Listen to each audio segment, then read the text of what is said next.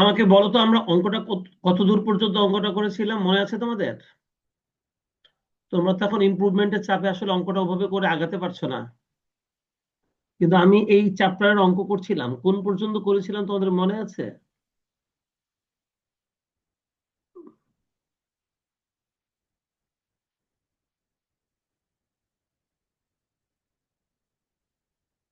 আমাকে বলতে পারবে আমরা কোন পর্যন্ত করেছি অঙ্কটা? দেখতেছি।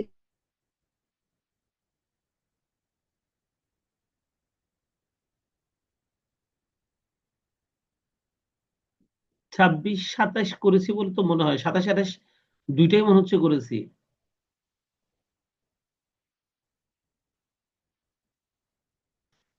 29 30 তাহলে তোমাদেরকে করতে দেওয়ার কথা ছিল। 29 30 31 32 এগুলো তোমাদেরকে করতে দেওয়ার কথা।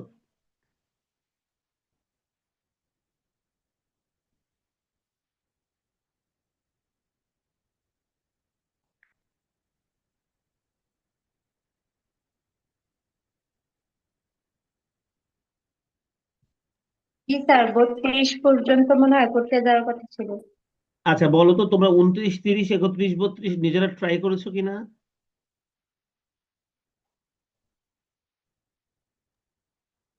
জি স্যার, স্যার আমি ইয়ে পর্যন্ত করছি। 32 পর্যন্ত করছি, হইতে স্যার আমার গুলো। এটা হওয়ারই কথা, কারণ তোমার 29 নম্বর অঙ্কটা CWI, এই যে 26 নম্বরটার মতো।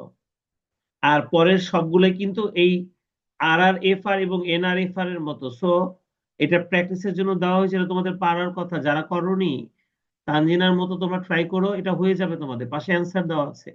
ঠিক এই অঙ্কগুলো আমরা আগের দিন যে তিনটা অঙ্ক করেছিলাম, CWI, NRFR এবং RRFR বের করেছিলাম, ঠিক সেই অঙ্কগুলোর মতোই অঙ্কগুলো ছিল। ঠিক আছে, তাহলে চলো আমরা জি স্যার।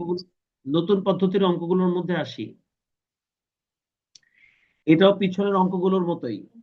এখানে আসলে রিস্ক প্রিমিয়ামের অঙ্ক রয়েছে, এক্সপেক্টেড রিটার্নের অঙ্ক রয়েছে, এগুলো রিস্ক রিটার্নের মধ্যে তোমরা করেছিলা। স্ট্যান্ডার্ড ডেভিয়েশনের অঙ্ক আছে, সেটাও রিস্ক রিটার্নের মধ্যে তোমরা আগেই শিখেছো। কোএফিসিয়েন্ট অফ ভেরিয়েশন সিভি বের করার অঙ্ক রয়েছে, এটাও তোমরা আগেই শিখেছো। তো যাই হোক, তার মধ্যে প্রথম অঙ্কটা আমি পড়ছি, 33 নাম্বারটা, একটু মনোযোগ দিয়ে দেখো। এই অঙ্কটাও তোমরা পারবে। আমি অঙ্কটা পড়ছি, তোমরা একটু দেখো। assume that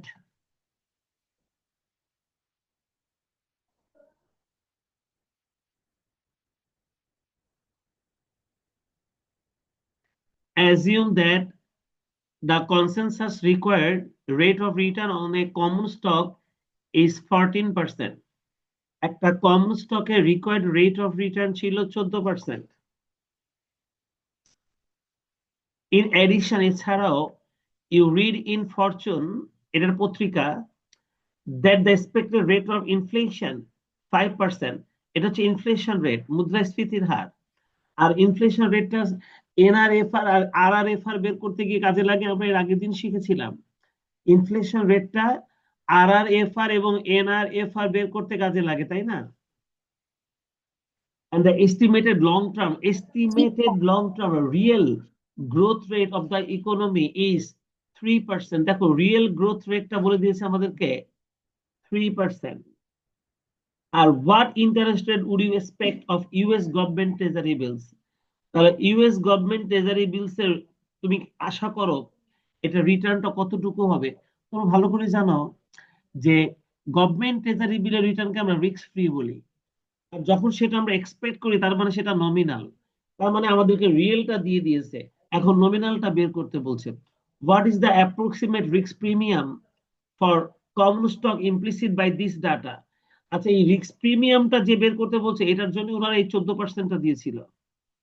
এই 14% ইনফরমেশনটা ওনারা দিয়েছে যাতে আমরা এখান থেকে রিস্ক প্রিমিয়ামটা বের করতে পারি। তাহলে এই অঙ্কের নতুনত্ব হচ্ছে এই শেষ প্রশ্নটুকু। এই প্রশ্নটুকু হচ্ছে এই অঙ্কের নতুনত্ব। What is the approximate risk premium? Risk প্রিমিয়ামের পরিমাণটা কত ফর কমন স্টক, কমন স্টকের জন্য, ইমপ্লাইড বাই দিস ডাটা, এই ডাটা ব্যবহার করে।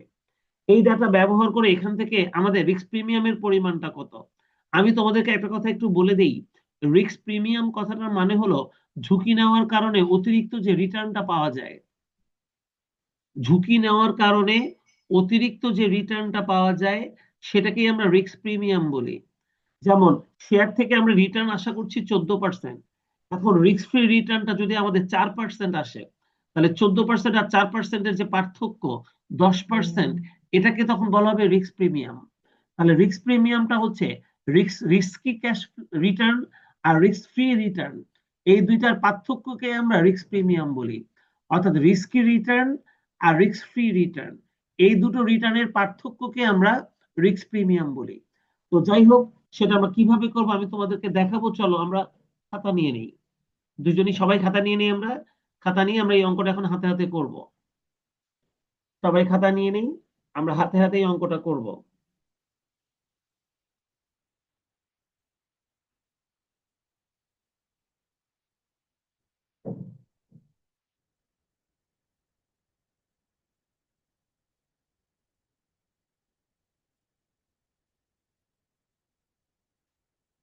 চলো আগে আমরা ডাটাগুলো একটু তুলে নেই। আমাদেরকে এই অঙ্কের মধ্যে কি কি ইনফরমেশন দিয়ে দিয়েছিল সেটা একটু তুলে ফেলি। Here real risk free rate of return RRFR দেওয়া ছিল 3%। এই যে প্রশ্নের মধ্যে দেওয়া ছিল 3%। Real growth rate of the economy is 3%। তার মানে real risk free rate of return, যেটাকে আমরা RRFR বলি, সেটা দেওয়া ছিল 3%। ইনফ্লেশন রেটটা ছিল 5%, এই যে দেওয়া আছে ইনফ্লেশন রেট। আর সাধারণত real risk free rate of return আর ইনফ্লেশন রেটটা যখন দেয়া থাকে, তখন আমরা nominal risk free rate of রিটার্নটা ইজিলি বের করতে পারি। আর সেই নমিনালটাই ওনারা তোমাদের কাছে জানতে চেয়েছে, যে government treasury, US government treasury বিলের রিটার্নটা, রিস্ক ফ্রি রিটার্নটা আমাদের কত হতে পারে। তো ট্রেজারি বিলের রিটার্নটা সবসময় রিস্ক ফ্রি হয়, তাই এখানে রিস্ক ফ্রি শব্দটা ওনারা ব্যবহার করেনি। আমরা ট্রেজারি বিলের রিটার্ন মানে রিস্ক ফ্রি রিটার্ন আমাদের কাছে বের করতে বলছে, এটা আমরা ধরে নিব। তাহলে চলো আমরা এই দুইটা ডাটা আগে তুলে নিই খাতায়। আমাদের কি কি দিয়ে দিয়েছে? Real risk free rate of return দিয়ে দিয়েছে 3%, ইনফ্লেশন রেটটা দিয়ে দিয়েছে 0.05। তাহলে এবার nominal risk free rate of return বের করতে হবে। আমরা nominal risk free rate of রিটার্নের সূত্র কিন্তু এর আগেই শিখেছি, তোমরা দেখো যে nominal risk free rate of return NRFR জি এর স্যার। সূত্র।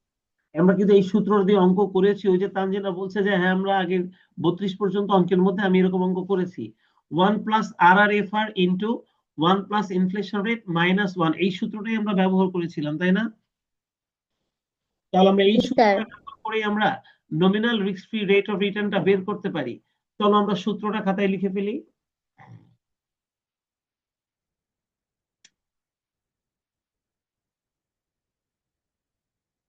এরপর আমরা এটার ভিতরে মানগুলো লিখে ফেলি।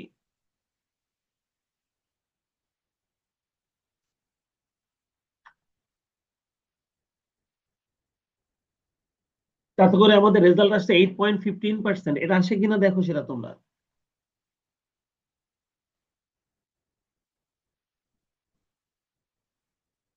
এটা আসে কিনা দেখো, 8.15% আসে কিনা nominal risk free rate of রিটার্নের মান।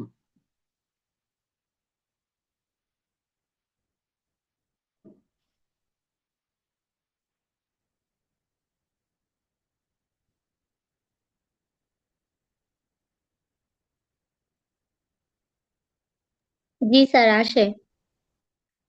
আমাদেরকে প্রশ্ন ওনারা আরেকটা করেছে, nominal risk free rate of রিটার্নের পাশাপাশি ওনারা রিস্ক প্রিমিয়ামও বের করতে বলছে। আমি তোমাদেরকে বলেছিলাম কিছুক্ষণ আগে যে রিস্কি রিটার্ন আর রিস্ক ফ্রি রিটার্নের পার্থক্যকেই আমরা রিস্ক প্রিমিয়াম বলি। সেজন্য এগেইন আমরা আবার আরেকটা জিনিস ক্যালকুলেশন করব, সেটা হচ্ছে এক্সপেক্টেড রিটার্ন ER দেওয়া ছিল 14%, ওই যে উপরে।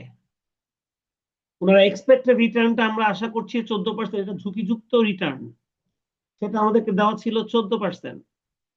আর রিস্ক প্রিমিয়াম কথাটার মানে হলো ঝুঁকি নেওয়ার কারণে অতিরিক্ত যে প্রিমিয়ামটা পাওয়া যায় তাকেই রিস্ক প্রিমিয়াম বলে। তাহলে আবার আমাদের এক্সপেক্টেড রিটার্নটা দিয়ে দিয়েছে 14%, আর nominal risk free rate of return আমরা একটু আগে বের করেছি 8.5% বা 0.0815। তাহলে আমাদের রিস্ক প্রিমিয়ামটা কত হবে? এই 14% থেকে এটা বিয়োগফল, এই দুটোকে বিয়োগ করলে আমরা nominal risk free rate of return পেয়ে যাব। এই যে দেখো লিখে ফেলছি, উই নো রিস্ক প্রিমিয়াম সমান সমান expected return minus nominal risk free rate of return. দেখো এক্সপেক্টেড রিটার্ন থেকে nominal risk free rate of রিটার্নটা আমরা এই যে মাইনাস করে দিয়েছি, দিয়ে আমরা কিন্তু এখন রিস্ক প্রিমিয়ামটা বের করে ফেলতে পারি। দেখো 14% ছিল এক্সপেক্টেড রিটার্ন, আর 0.0815 এটা হচ্ছে আমাদের nominal risk free rate of return. তাহলে ঝুঁকি নেওয়ার কারণে আমরা অতিরিক্ত যে পরিমাণ রিটার্ন আশা করছি সেটা হলো 5.85%। তাহলে এটাকে আমরা রিস্ক প্রিমিয়াম বলবো এখন। দেখো আমাদের এই অঙ্কটার মধ্যে একটা জিনিস নতুন ছিল, সেজন্য আমরা এটা হাতে হাতে করলাম। তা নাহলে এই 33 নাম্বারটাও তোমাদের ওই উপরের ওই বাড়ির কাজের সঙ্গে দিয়ে দেওয়া হতো।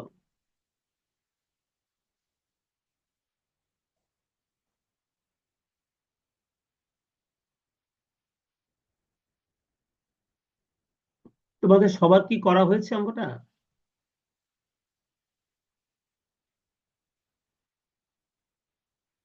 জি স্যার।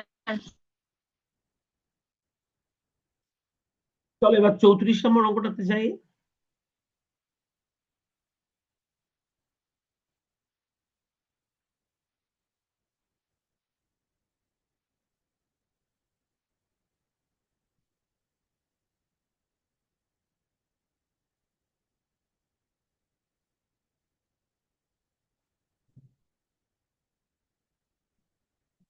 এবার 34 নম্বর অঙ্কটা করব আমরা। এটা এখানে করে দেওয়া নেই, তাই আমি এটা হাতে হাতে করে দিব।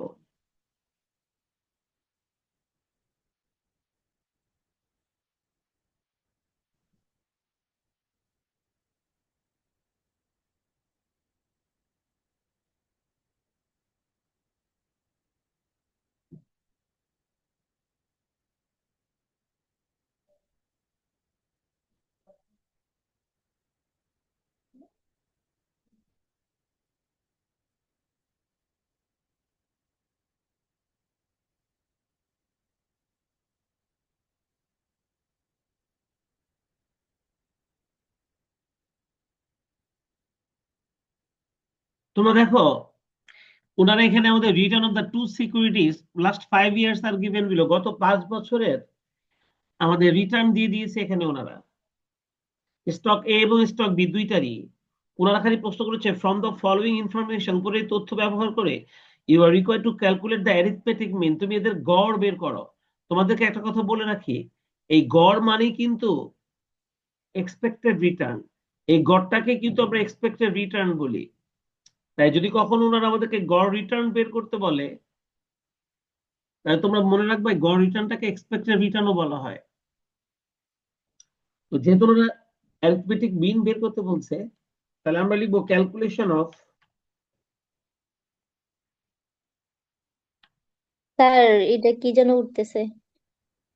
হ্যাঁ, ও আচ্ছা, এরকম হচ্ছে কেন বলো তো? আজকে আমি যতবার টাইপ করতে যাচ্ছি একই রকমই ঘটনা ঘটছে, এরকম হচ্ছে কেন কে জানে।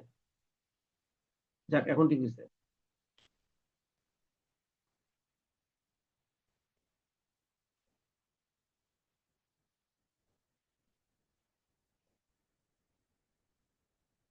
ক্যালকুলেশন অফ অ্যারিথমেটিক মিন।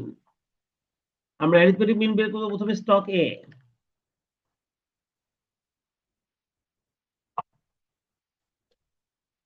দেখো আমরা স্টক এ অ্যারিথমেটিক মিন,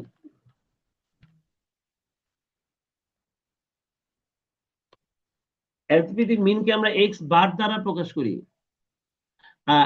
আর জি বার দ্বারা স্যার। প্রকাশ করি, রিটার্ন যেহেতু, এটা যেহেতু রিটার্ন, তাহলে এটাকে আমরা আর বার দ্বারা প্রকাশ করব।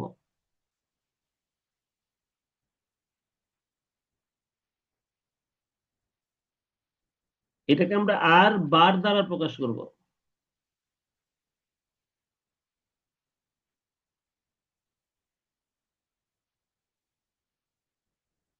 তাহলে অ্যারিথমেটিক মিনকে সবসময় আর বার দ্বারা প্রকাশ করা হয়। আর এইটা সমান সমান, এটার জন্য আমরা যে সূত্রটা ব্যবহার করব সব সময়, সেটা হলো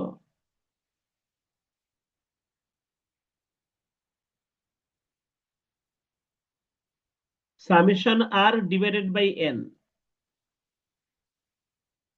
তাহলে arithmetic mean of return, arithmetic mean of return, এখানে কিন্তু রিটার্ন মানে যে অ্যারিথমেটিক মিন যেটা বের করতে বলছে সেটা হচ্ছে এই রিটার্নের অ্যারিথমেটিক মিন।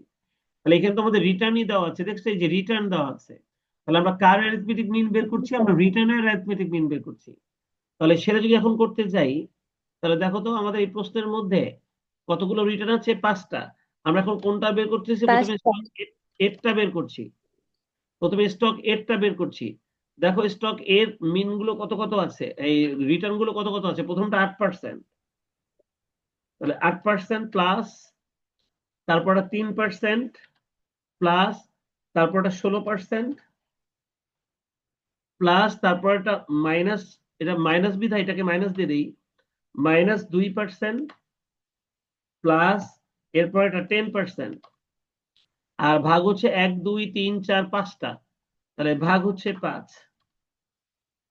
চলো আমরা এখন এই সবগুলোকে যোগ করি, খালি যেটা মাইনাস আছে ওটাকে বিয়োগ করি।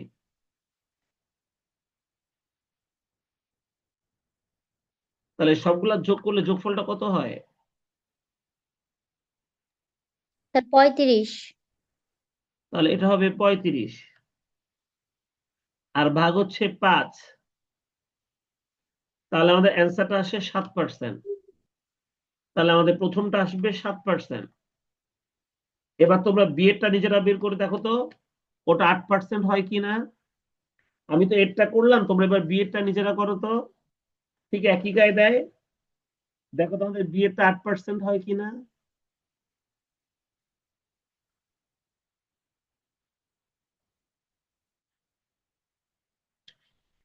অ্যারিথমেটিক মিন অফ রিটার্ন, এটাই কিন্তু এক্সপেক্টেড রিটার্ন। জি স্যার, 8%ই আসছে। তাহলে 8% আসছে, তার মানে আমাদের 34 নাম্বারটা করা শেষ। সবার করা হয়েছে তো?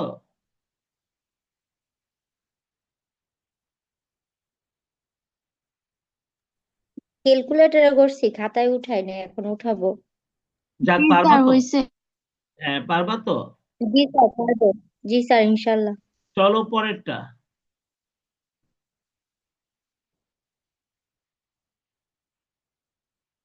তোমরা দেখো,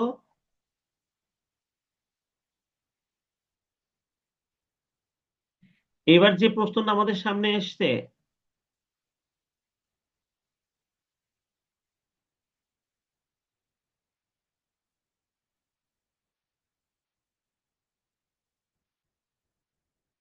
সেখানে ওনারা প্রশ্নের মধ্যে আমাদেরকে রিটার্নের পার্সেন্টেজ দিয়ে দিয়েছে আর প্রবাবিলিটি দিয়ে দিয়েছে, দিয়ে বলছে determine expected rate of return. একটু আগে আমি যে গড় রিটার্নটা বের করেছি ওটাও কিন্তু এক্সপেক্টেড রিটার্ন ছিল। একটু আগে আমি যে গড় রিটার্নটা বের করেছি ওটাও এক্সপেক্টেড রিটার্ন।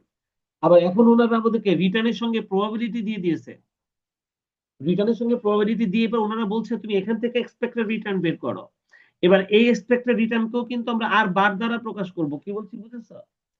তাহলে চলো আমি তোমাদেরকে জি এটা এখন স্যার। শিখাই কিভাবে আমরা এটা করব। আমরা ক্যালকুলেশন অফ এক্সপেক্টেড রিটার্ন।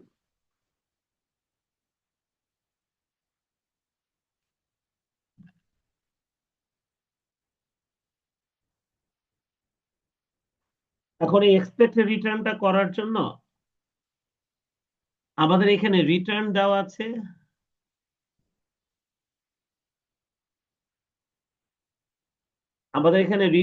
আছে, তাই আমরা রিটার্নের জন্য একটা ঘর টানবো।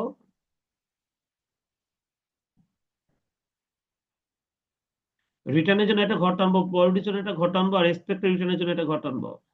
আমাদের এই 3টা ঘর টানলেই হবে। রিটার্ন লিখে আমরা পার্সেন্টেজ চিহ্ন দিয়ে দিলাম, আর এটাকে আমরা আর দ্বারা প্রকাশ করব সেটাও বলে দিলাম। এবার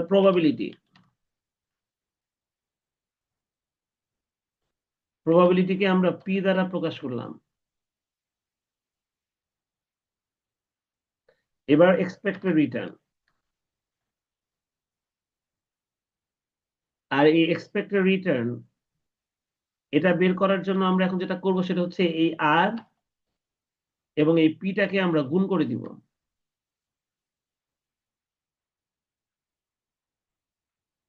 আমাদের এখানে টোটাল আছে 1 2 3 4 5 6 7টা, 1 2 3 4 5 6 7।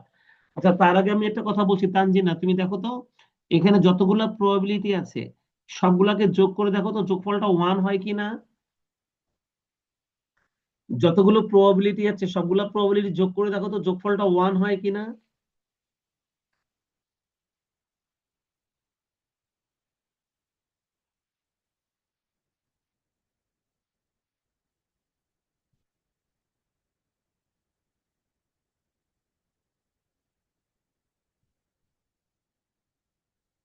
জি স্যার। এবং এটা জি মনে স্যার রাখবা, হয়। এবং এটা মনে রাখবা কখনো কখনো প্রশ্নের মধ্যে ওনারা এই সমস্ত ভুল করে রাখে। প্রবাবিলিটি যদি ওনারা কখনো কোনো প্রশ্নের মধ্যে দেয় সেটার অবশ্যই যোগফলটা 1 হতে হবে। এটা কিন্তু মাইন্ডে রাখবা। প্রশ্নের মধ্যে যদি কখনো ওনারা কোনো ডাটার মধ্যে প্রবাবিলিটি দেয় তাদের সবগুলোর যোগফলটা অবশ্যই 1 হতে হবে, এটা মনে রাখবা। 1 যদি না হয় তার মানে এই অঙ্কটা অসম্পূর্ণ, তাহলে এটা এটা দিয়ে অঙ্ক করা যাবে না। তাহলে দেখো আমাদের এই প্রবাবিলিটির যোগফলটা কিন্তু 1 আছে, তাই না? 1 2 3 4 5 6 7।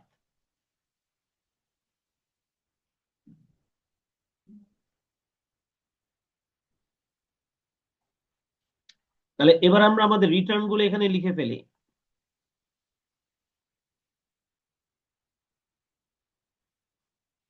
আমাদের প্রথম রিটার্নটা ছিল -20, তারপরেরটা -10, তারপরেরটা 10, তারপরেরটা 15, তারপরেরটা 20, তারপরেরটা 25, তারপরেরটা 30। এই ছিল আমাদের রিটার্ন। আর আমাদের প্রবাবিলিটি গুলো যেভাবে দেওয়া ছিল 0.05, 0.10, 0.20,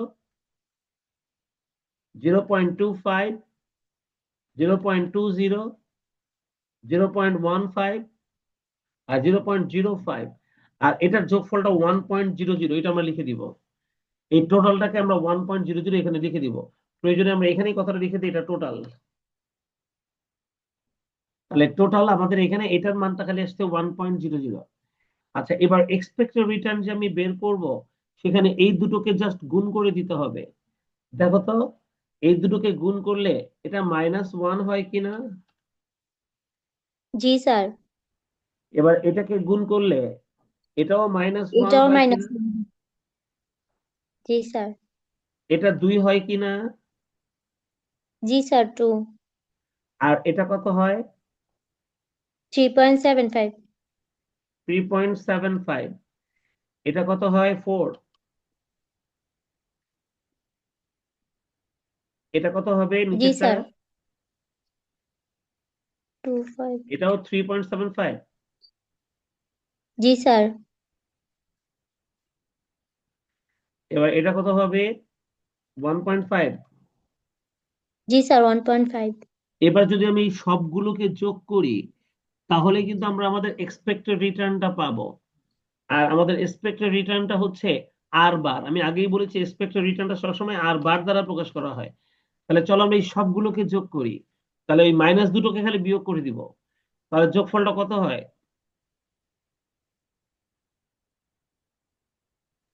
স্যার 13 হয়। তাহলে 13%। আমাদের রিটার্নটা না পার্সেন্ট ছিল। তাহলে এই যে দেখো আমাদের 13% জি স্যার। অ্যান্সারটা বের হয়ে আসছে। এই যে আমাদের 13% অ্যান্সারটা বের হয়ে এসছে। আমরা কিভাবে এক্সপেক্টেড রিটার্নটা বের করলাম তোমরা কি দেখেছো।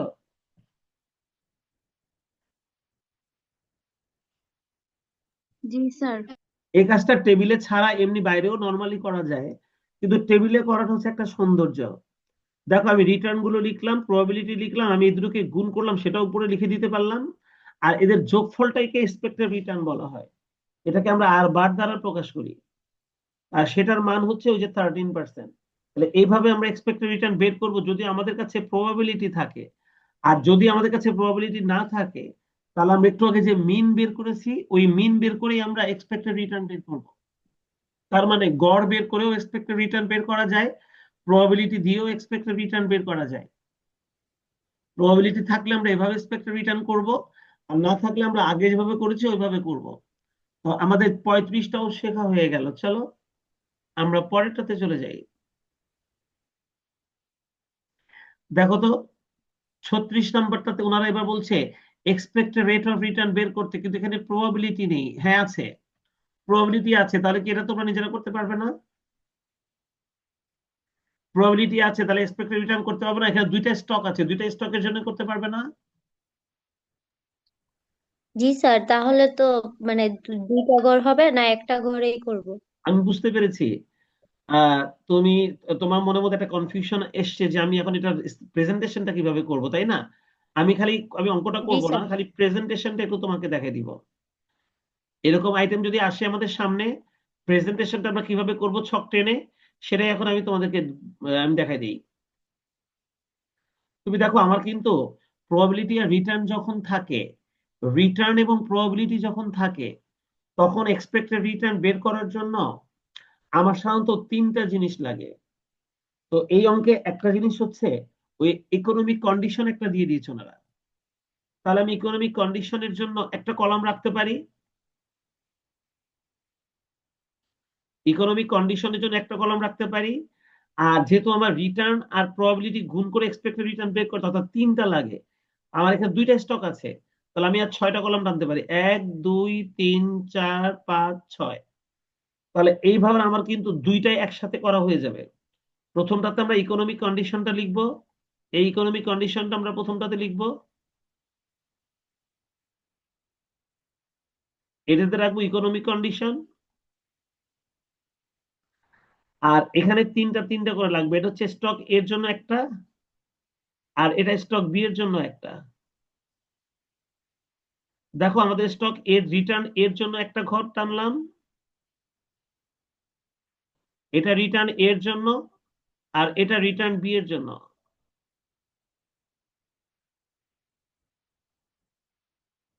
তাহলে আমাদের দুইটা স্টক একসাথে চলে আসলো, তাই না? এবার এখানে আমরা লিখবো রিটার্ন, এটার মধ্যে লিখবো প্রবাবিলিটি, আর এটার মধ্যে লিখবো আমরা এক্সপেক্টেড রিটার্ন আর ইন্টু পি। তানজিনা, বুঝছো তুমি প্রেজেন্টেশনটা? জি স্যার। তাহলে তোমার একটা টেবিলের মধ্যেই দুজনেরই এক্সপেক্টেড রিটার্নটা বের হয়ে আসবে, তাই না? জি স্যার, বুঝতে পারছি। তাহলে একটা রিটার্নের মধ্যেই তোমার, একটা টেবিলের মধ্যেই তোমার দুজনেরটাই বের হয়ে আসবে। এবং এরকম বেশ কিছু অঙ্ক আমরা করব, বেশ কিছু,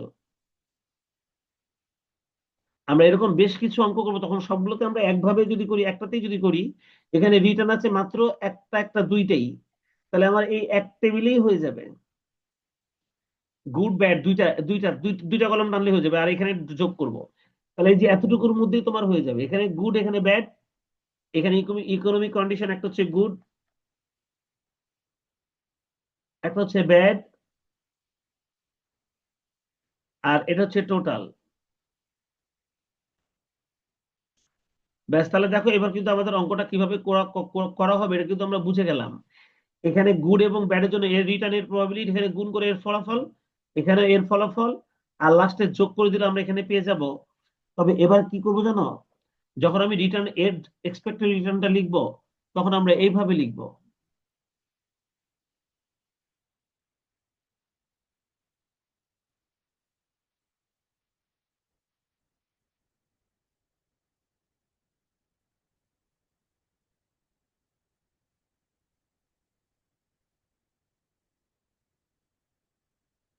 এই যে আর বার এ,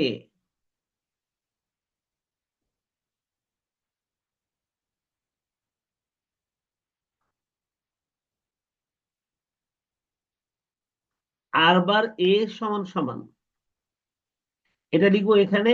আর আর বার বি লিখবো যখন এক্সপেক্টেড রিটার্ন বের করবো এখানে, তখন সেখানে লিখবো আমরা আর বার বি। যেহেতু আমরা দুটো এক্সপেক্টেড রিটার্ন বের করছি, এই ঠিক আছে, তাহলে আমাদের একই সাথে একই টেবিলে এ এবং জি বি এর স্যার। এক্সপেক্টেড রিটার্ন বের হয়ে আসবে। তোমরা কি আমার কথা বুঝছো?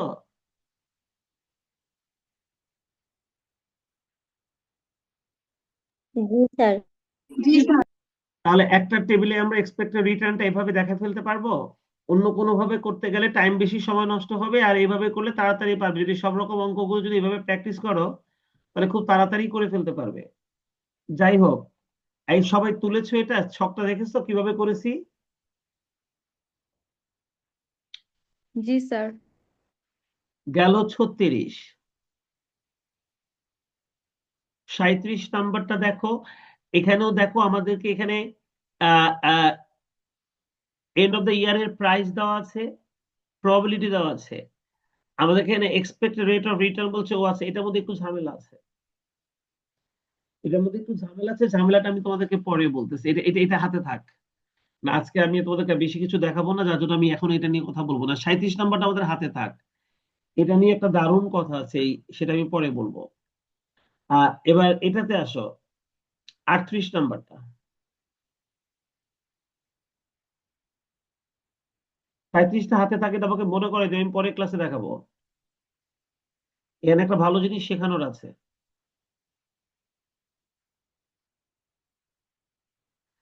এবার এই অঙ্কটা একটু দেখো, এটা শর্টকাটে দেখানো যাবে। Here, আমাদের এখানে ওনারা এই যে সিগমা যেটা দিয়েছে, এই সিগমা মানে হচ্ছে স্ট্যান্ডার্ড ডেভিয়েশন, যেটাকে আমরা স্ট্যান্ডার্ড ডেভিয়েশন বলি। তাহলে এই জি স্ট্যান্ডার্ড স্যার। ডেভিয়েশন বা সিগমা আমাদের দেওয়া আছে 20%।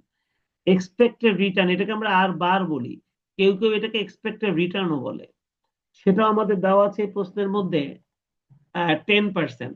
ওনারা বলতেছে আমাদের সিভি বের করো, কোএফিসিয়েন্ট অফ ভেরিয়েশন, সিভি কে আমরা বলি coefficient of variation. Coefficient of ভেরিয়েশনকে আমরা সংক্ষেপে সিভি বলি। আর সিভি মানে হচ্ছে 1 টাকায় ঝুঁকি কত, সিভি মানে হলো 1 টাকায় ঝুঁকি কত। তাই এই সিভিটা হলো ঝুঁকি পরিমাপের জন্য সবচাইতে উপযুক্ত পদ্ধতি। সিভিটা হচ্ছে ঝুঁকি বিবেচনা করার জন্য সবচাইতে উপযুক্ত পদ্ধতি। আর এটার সূত্র হচ্ছে উপরে sigma divided by expected return. যেহেতু ওনারা প্রশ্নের মধ্যে এটাকে এক্সপেক্টেড রিটার্ন ইয়ার বলছে আর বার বলেনি, তাহলে আমরাও এক্সপেক্টেড রিটার্ন বলবো। তাহলে সিভি বের করার জন্য আমাদের সূত্র কিন্তু এটাই, standard deviation divided by expected return. আর এই মান তো আমাদের এখানে দেওয়াই আছে, আর যেহেতু এটা আমরা 1 টাকায় প্রকাশ করবো, তাই পার্সেন্টেজ চিহ্নটা দেওয়ার দরকার নেই। আমাদের স্ট্যান্ডার্ড ডেভিয়েশনটা আছে কত, 20। আমাদের এক্সপেক্টেড রিটার্নটা ছিল কত, 10। তাহলে 20-কে 10 দিয়ে ভাগ করলে কত হয়, 2। তাহলে আমাদের সিভির মানটা 2। হচ্ছে 2। তার মানে 1 টাকায় 2 টাকা ঝুঁকি, 1 টাকায় 2 টাকা ঝুঁকি মানে ডাবল ঝুঁকি। তো এইভাবে আমরা সিভিটা বের করতে পারি। সিভি বের করতে গেলে যদি কখনো আমাদেরকে কোনো অঙ্কের সিভি বের করতে বলে, তাহলে অবশ্যই আমাদের স্ট্যান্ডার্ড ডেভিয়েশন বা আদর্শ বিচ্যুতি যেটাকে বলে, আর এক্সপেক্টেড রিটার্ন, এই দুটোই লাগবে। তো আমরা এক্সপেক্টেড রিটার্ন বের করার জন্য বেশ কয়েকটা পদ্ধতি ইদানিং এবার কয়েকটা অঙ্কের মধ্যে দেখলাম।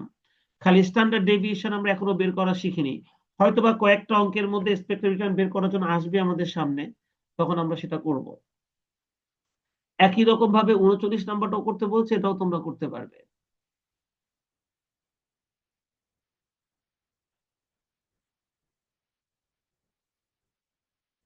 এটা একটা ভালো অঙ্ক, 40 নাম্বারটা, এটা একটু বিশ্লেষণের প্রয়োজন আছে, যেটা এখানে বিশ্লেষণ করা হয়েছে। এটা আমি পরের দিন তোমাদেরকে বুঝাই দেবো যে এই অঙ্কটা কেন দেওয়া হয়েছে এখানে। এই অঙ্কটা ইডেন কলেজে কয়েকবার পরীক্ষাতে এসছে। ইডেন কলেজে এই অঙ্কটা তারা দেয় শুধুমাত্র বেসিক ধারণা পাওয়ার জন্য, যে ছেলেমেয়েরা জিনিসটা জানে কিনা সেটার জন্য কয়েকবার তারা এটা পরীক্ষাতে দিয়েছে। আমিও যখন এই অঙ্কটা তোমাদেরকে আগামীকাল পরে ক্লাসে বুঝাবো, তখন আমি তোমাদের সঙ্গে এটা নিয়ে ডিসকাস করবো। আজকে আমি এটা নিয়ে কোনো কথা বলতে চাচ্ছি না। এটা গেল 41 নম্বর অঙ্কটার মধ্যে। ওনারা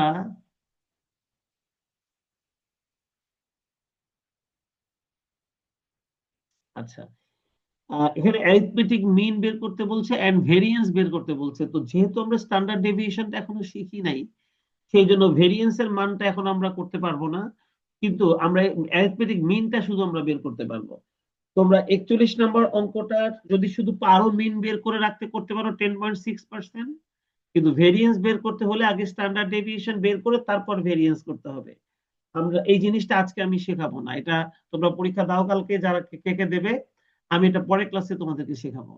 তাহলে আমি পার্ট সি এর মধ্যে আজকে আর ঢুকলাম না, যে কটা অঙ্ক আমি তোমাদের হাতে রাখলাম করার জন্য, কোনটা কোনটা যেন রাখলাম, স্যার 37। 37 নাম্বারটা রাখলাম। স্যার 40। সবার লাস্টের এই 40 নম্বর অঙ্কটা রাখলাম। হ্যাঁ এই দুটো অঙ্ক থেকে আমি কয়েকটা জিনিস একটু শেখাবো, কারণ বেসিক জিনিস শেখাবো, এই জন্য আমি এই দুটো অঙ্ক নিয়ে আজকে আলোচনা করলাম না। আর এই পর্যন্ত আজকের আলোচনা থাকুক। স্যার তোমরা হ্যাঁ, কি বলো? 32-এর 3টা একটু বইলা দিবেন কেন? 36-এর কি বলবো? 32-এর 3 নাম্বারটা স্যার, বাকি দুইটা পারছি। এই যে 32,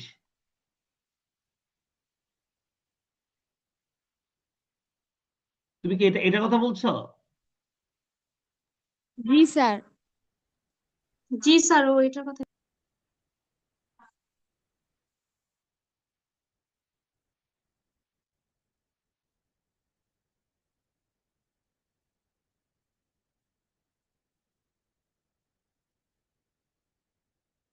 আমাদের ইনফ্লেশন রেটটা দেওয়া ছিল কত? স্যার 7.5। 7.5%। আচ্ছা,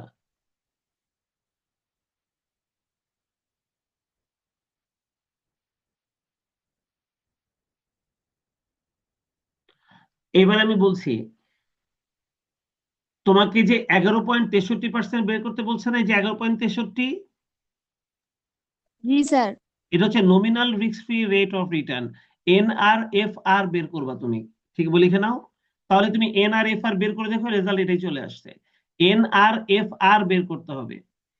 NRFR কি, ঠিক আছে?